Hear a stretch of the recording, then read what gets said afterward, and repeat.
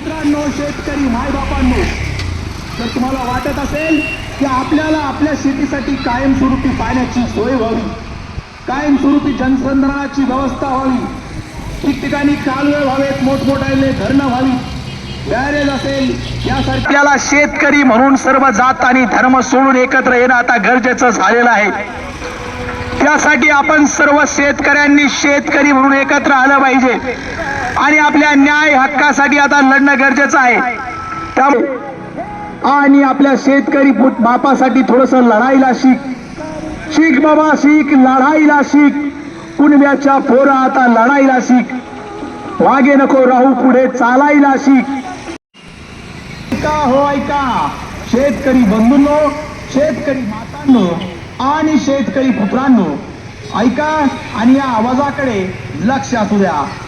शेतकरी मित्रांनो, जर आपल्याकडे बँकाचं कर्ज असेल तर ऐका, जर आपल्याला वाटत असेल की आपल्या शेतकरी बापाचं कर्ज माफ व्हावं तर या ऐका, कानामध्ये प्राण आणून ऐका। शेतकरी पुत्रांनो, तर तुम्हाला वाटत असेल की आपल्याला आपल्याच मतदारसंघात, आपल्या स्थानिक ठिकाणी रोजगार मिळावा, पासून ते दिनांक 31 मार्च 2025 पर्यंत जवळपास 1 महिनाभराचा शेतकरी जोडो मोहीम घेऊन आम्ही आपल्या गावामध्ये येत आहोत। शेतकऱ्याला जागवण्यासाठी, शेतकऱ्याला जागृत करण्यासाठी, शेतकऱ्याला आपल्या न्याय हक्कासाठी लढाईला तयार करण्यासाठी हा संवाद दौरा आपल्या गावात येण्यापूर्वी आपल्याला आपल्या गावातील व्हॉट्सअपद्वारे किंवा आपल्या गावातील प्रतिनिधीद्वारे या संवाद दौऱ्याची सूचना दिली जाईल। तरी हा दौरा आपल्या गावात येण्यापूर्वी किंवा येण्याच्या दिवशी जास्तीत जास्त शेतकरी बांधवांनी या दौऱ्याला, या संवाद दौऱ्याला उपस्थित राहून आपल्या न्याय हक्कासाठी, आपल्या कर्जमाफीचा व रोजगार निर्मितीचा फॉर्म भरून घ्यायचा आहे। या संवाद दौऱ्याचा समारोप हा भव्य अशा शेतकरी रॅलीद्वारे दिनांक 1/4/2025 रोजी जालना येथे होईल। तेव्हा जिल्ह्यातील सर्व शेतकरी बांधवांनी या रॅलीस उपस्थित राहावे ही नम्र विनंती। या रॅलीचे आयोजक सर्व सकल शेतकरी बांधव, जालना जिल्हा। काय दौरा आपण घेऊन आजचा हा आमचा शेतकरी संवाद दौऱ्याची सुरुवात खरं पाहता आम्ही 11 तारखेपासून सुरू केलेले आहेत। तर गावागावामध्ये जाऊन घनसंगी तालुका पूर्ण केलेला आहे, त्याचबरोबर अंबड तालुका, अशा पद्धतीने आम्ही संपूर्ण जिल्हा फिरत आहोत।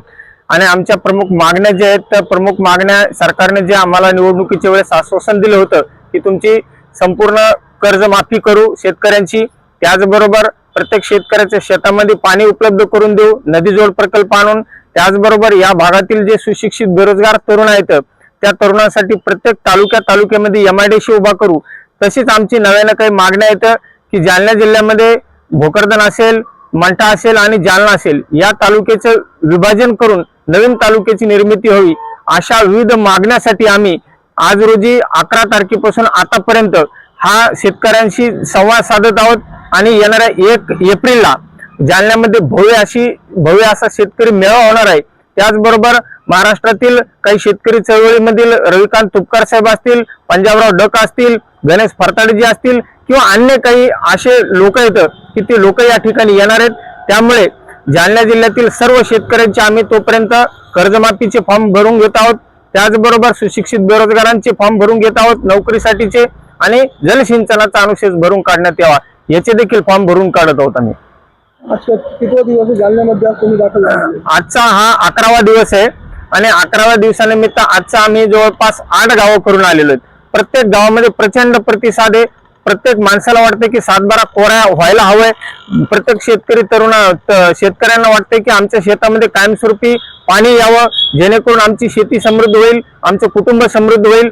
अशा पद्धतीनं दिलेले जे वचन आहेत, आता तुम्ही मागे बघू शकता, दिलेलं वचन पूर्ण करा हे आम्ही मागत आहोत। मागण्याच्या अगोदर या सरकारने दिलेले, त्यामुळे आमचं म्हणणं असं आहे की आम्हाला निवडणुकीच्या टायमाला तुम्ही आशा दाखवली ना की तुमचं कर्जमाफी करू, तुम्हाला नदीजोड प्रकल्प आणू, MIDC आणू, आता दिलेला शब्द पूर्ण करा, हेच आमचं त्यांना ठामपणे सांगणं आहे। माझं नाव गजानन रामनाथ उगले। मुक्काम राजेगाव, तालुका घनसावंगी.